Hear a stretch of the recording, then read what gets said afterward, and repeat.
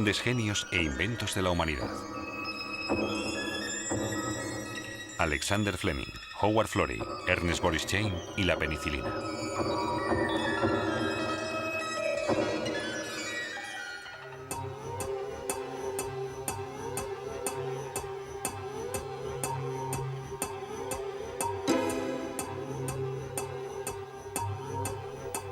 La naturaleza inflamable del moho es conocida en muchas culturas.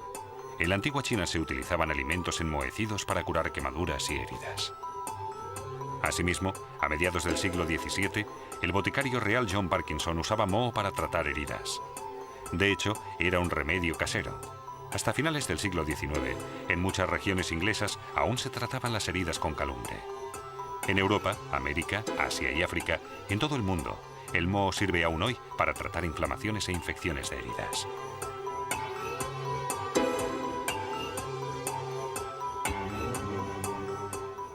Hoy resulta difícil de imaginar que aún a principios del siglo XX la infección de una herida pudiera conllevar a la muerte.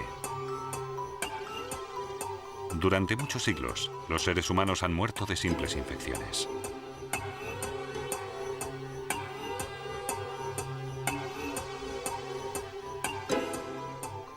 Hasta que en 1928, Alexander Fleming descubrió la penicilina.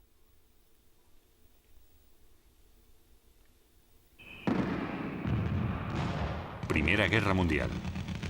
El médico escocés Alexander Fleming es capitán en un hospital militar en Francia. Impotente, intenta curar las infecciones de los heridos que llegan de los campos de batalla. Los únicos antisépticos disponibles suelen ser más perjudiciales que útiles, pues además de acabar con las bacterias, destruyen también los glóbulos blancos. No hay medicamentos efectivos.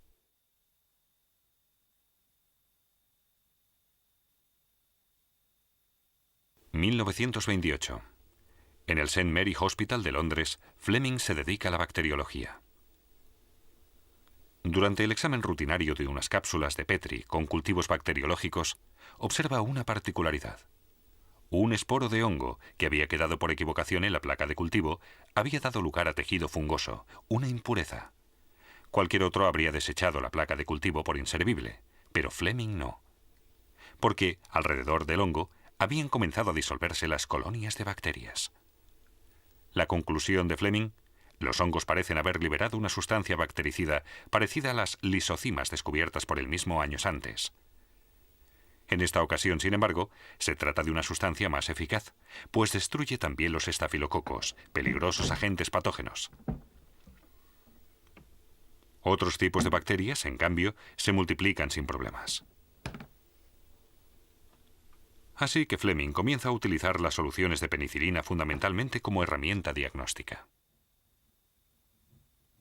El hongo en forma de pincel se identifica posteriormente como Penicillium notatum y se bautiza la sustancia bactericida como penicilina. Como medicamento, las soluciones de penicilina se utilizan en un principio tan solo en infecciones superficiales. Sin embargo, el éxito es moderado, pues la penicilina cruda contiene únicamente trazas del agente activo. Finalmente, Fleming tampoco logra aislar la penicilina. El interés por la penicilina decrece. 10 años más tarde, 1938, en Oxford. Ernest Boris Chain, quien emigró de Alemania en 1933 huyendo de los nazis, investiga junto con el australiano Howard Florey la vertiente bioquímica de la lisocima descubierta por Fleming.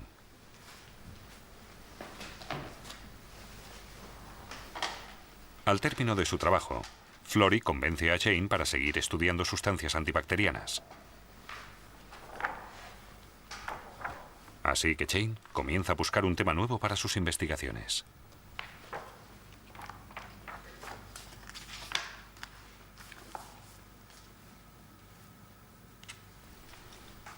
Estudiando la literatura publicada hasta entonces, en total Chain recopila más de 200 artículos. Da de pronto con los trabajos casi olvidados de Fleming sobre la penicilina.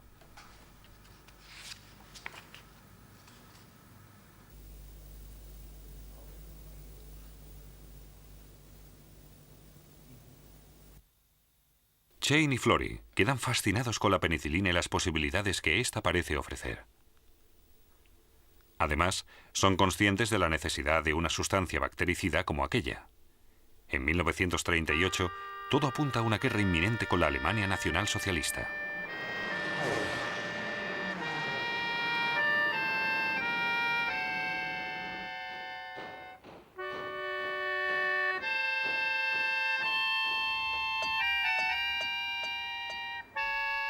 Partiendo de la cepa original del hongo de Fleming, Chain elabora más cultivos y logra los primeros extractos. Florey se centra en la experimentación animal. Al proyecto se incorpora Norman Headley, quien se encarga de las labores bacteriológicas. El 25 de mayo de 1940, con las tropas británicas a las puertas de Dunkerque, se lleva a cabo el primer experimento con ratones. La prueba es un éxito, pero para un ensayo clínico en humanos hay que producir una enorme cantidad de penicilina cruda.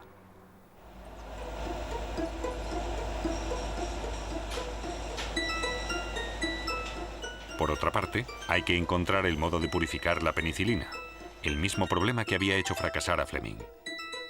Edward Abraham invierte todas sus energías en resolver ese obstáculo. Logra la solución gracias a una nueva técnica, la cromatografía de adsorción.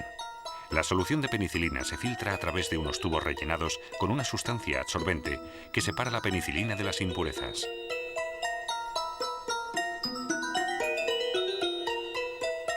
De este modo, Abraham obtiene por primera vez penicilina pura. En poco tiempo, el laboratorio de Florey se convierte en una pequeña fábrica. Hay que velar por un sinfín de recipientes con los cultivos de penicilina, pero aún así, los resultados son desalentadores. Las cantidades de penicilina obtenidas son muy escasas. Con 500 litros de líquido de cultivo se obtienen apenas la penicilina necesaria para tratar a 4 o 5 pacientes. Las capacidades del laboratorio de Florey son demasiado reducidas. Además, Inglaterra vive bajo la amenaza creciente de los ataques aéreos alemanes. Por todo ello, el desarrollo posterior del medicamento tiene lugar en Estados Unidos. El país dispone ya de las instalaciones y las técnicas necesarias. El objetivo es la producción industrial de penicilina. Se recurre a los rayos X, rayos ultravioleta y mutágenos químicos para crear una nueva supercepa de hongos generadores de penicilina, mutantes de gran rendimiento.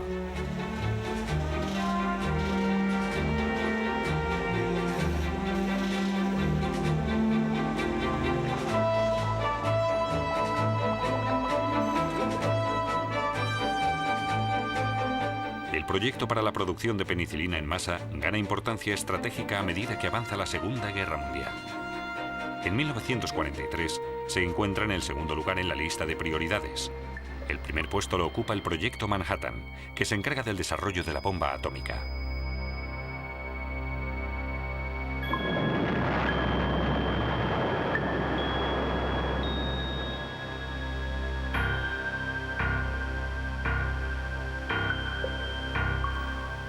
En 1944, tratar a un paciente con penicilina cuesta todavía $200. No obstante, los precios pronto disminuyen por debajo de los costes de embalaje. Si en un primer momento apenas se disponía de penicilina para tratar a unos pocos pacientes, ahora existe penicilina en cantidades casi ilimitadas, por lo menos para los militares aliados.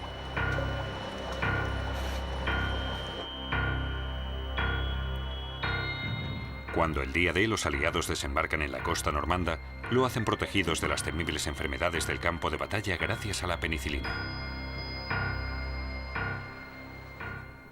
En el año 1945, Alexander Fleming, Ernest Boris Chain y Howard Florey son galardonados con el Premio Nobel de Medicina. Al finalizar la guerra y en un primer momento, la tan codiciada penicilina se vende en el mercado negro.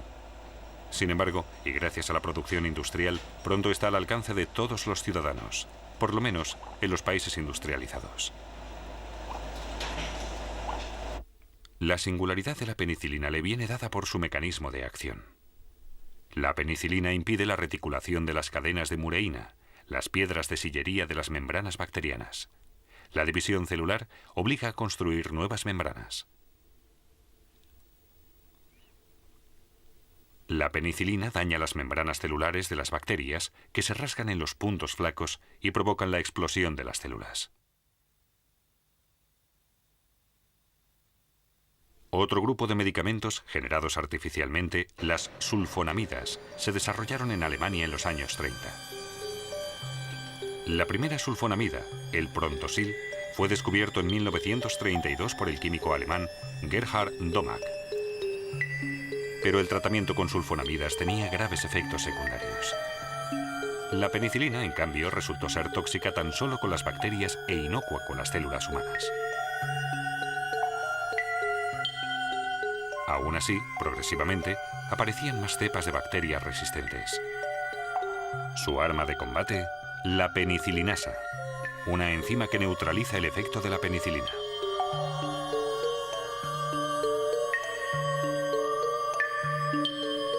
Las bacterias que logran protegerse de ese modo se reproducen libremente a pesar de la penicilina.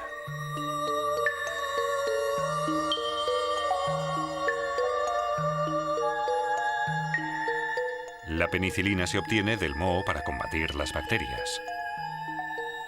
Y todo lo contrario, la penicilinasa, el arma defensiva de las bacterias. Ambas al servicio de la lucha por la supervivencia. Hoy sabemos que la penicilina es solo uno de los muchos antibióticos que nos ofrece la naturaleza. Todos tienen un papel importante en la regulación de los organismos del planeta. Organismos, millones de los cuales viven en un espacio insuficiente. Esa convivencia se regula mediante sustancias que pueden tanto propiciar como impedir el crecimiento de los organismos. La penicilina es únicamente una de las muchas sustancias bactericidas. En 1943, Selman Waksman y Albert Schatz descubrieron otro importante antibiótico, la streptomicina, producida también de forma natural por un hongo. Devino el primer medicamento efectivo contra la tuberculosis. Waksman fue también quien acuñó el concepto antibiótico.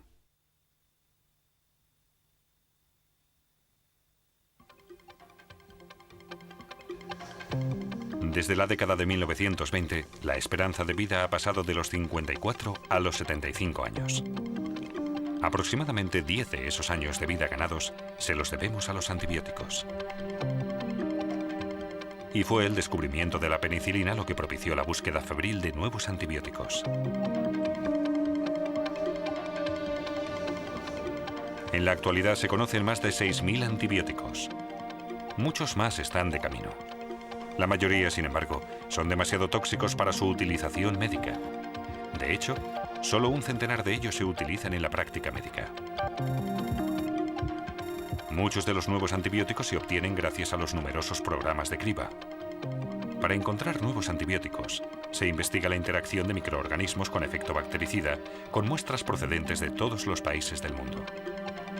Los científicos trabajan con ahínco para hallar constantemente antibióticos nuevos y más efectivos.